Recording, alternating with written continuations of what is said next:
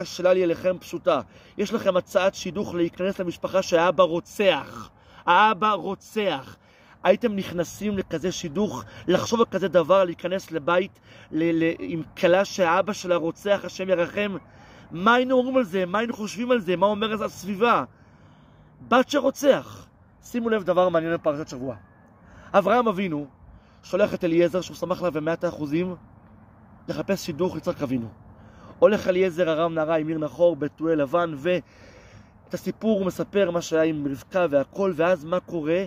בתואל שם לאליעזר עבד אברהם רעל בצלחת כדי לרצוח אותו, להרוג אותו. והמלאך משמיים מחליף את הלכות ובתואל מת. אבל יש כאן אבא של הכלה שהוא רוצח. איך אברהם אבינו צריך להבין את מידותיו, שהוא שולח את יצחק אבינו להיכנס לכזה בית של האבא רוצח. שימו לב דבר מעניין. רבקה אמנו, הבת שלהם, ילדה קטנה בת 3 בלבד, מכניסה 10 גמלים ואת אליעזר, משקה אותם, מאכילה אותם. היא אפילו לא חושבת לבקש רשות מההורים. בתורה לא מוזכר שהיא הלכה לבקש רשות, פשוט נכנסת לו הביתה. איכשהו, גמלים שותים המון מים, כמו לשים בדלק 10 מכוניות מלא דלק. הם צריכים מלא מים. וזו עבודה, לשאוב מהבאר. ולא בבקשה מההורים רשות. כי הבית היה בית של חסד. לבתואל היה קליפה שעטפה אותו, גם ללבן, תאוות הממון. תאוות הממון. העבירה אותו על דעתו. העבירה אותו קדימה. הוא הסתנבר מהכסף. לכן הוא רצה להרוג את אליעזר. בכוונה. אבל כשאנחנו מסתכלים בתוך הקליפה, מקלפים אותה עוד ועוד, אנחנו רואים פה מידות. אברהם אבינו חיפש מידות טובות. חיפש מידות טובות. ואת זה הוא רצה. ואת זה הוא מצא עם רבקה אמנו, שכמובן זה מגיע מהבית שלהם. רבקה לא עשתה את זה סתם. זה מגיע מהבית, מאבא ואמא.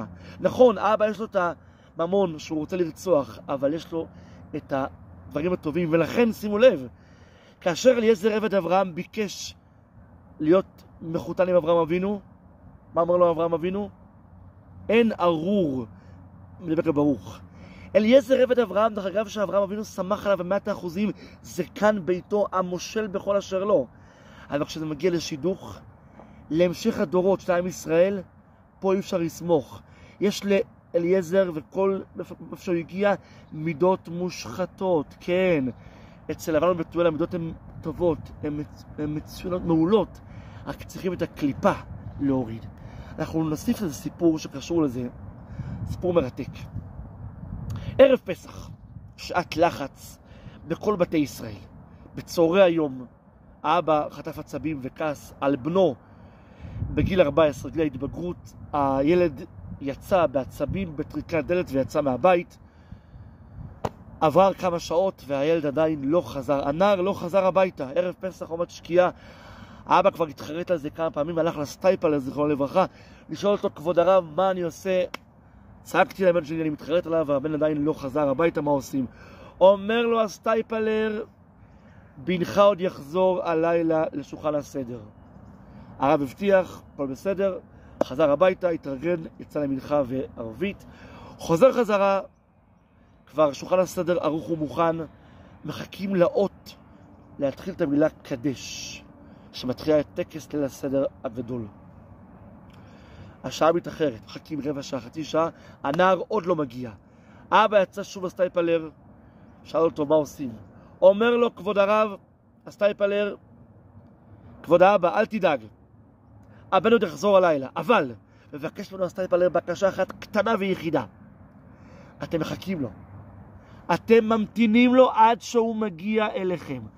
11 בלילה. 11 בלילה. הנער מגיע סתור, מפוזר, מסריח מהרחוב וכו' וכו'.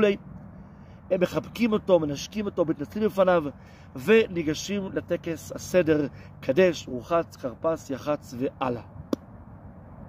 בבוקר האבא ניגש לסטייפלר. שאל אותו, רבי, יש לך רוח הקודש? מאיפה כבוד הרב ידע שהבן יחזור עוד הלילה? אומר לו הסטיילפלר, זכרו לברכה, תדע כלל. כזה לילה חווייתי, גדוש במסרים, הבנים עם האבא וכולם ביחד, זה לילה שאף אחד לא מוותר עליו. אבל, קרה כאן מקרה מצער שהוסיף כמה קליפות, בפרט בגיל ההתבגרות. והקליפות האלה שהציבו עליו בין גרמו לו לברוח מהבית. אבל, היה קשה לו לוותר על ליל הסדר. הוא אומר לו, נכון, הוסיף הסטיילפלר, היית יכול להתחיל את הסדר, והיה חוזר הביתה אפילו ב-11, שכבר הייתם אוחזים בשולחן עורך באמצע הבשר והדגים. אבל, כאשר הילד רואה, בפרט בגיל ההתבגרות, שההורים חושבים עליו, מחכים לו מתחילת הטקס, מקדש, זה יישאר לו לעד ולנצח. ההורים חושבים עליי, גם שבעתיד יהיה לו קשיים, מאמרות, קליפות, אבל הוא יזכור שבלב פנימה, בתוכו, יש אבא ואמא שחשבו עליו. שנכון שהם צעקו עליו וקצת טעו בשיקול דעת וכולי, אבל הקליפה מתמוססת כי האבא והאמא חשבו עליו. לשים לב כל אחד ואחד מאיתנו, לחשוב, לקחת מאברהם אבינו את המבט החינוכי, להסתכל פנימה מה יש בכל אחד ואחד. אל תסתכל בקנקן למה שיש בו, זה לא מליצה, זה דבר על דרך חיים. יש לנו בעולמנו הרבה מצבים, הרבה קשיים, הרבה מאמרות, יכול להיות בעבודה, בלימוד, בבית, עם האישה. תשימו לב למה שקורה פנימה, לצלול ולחשוב.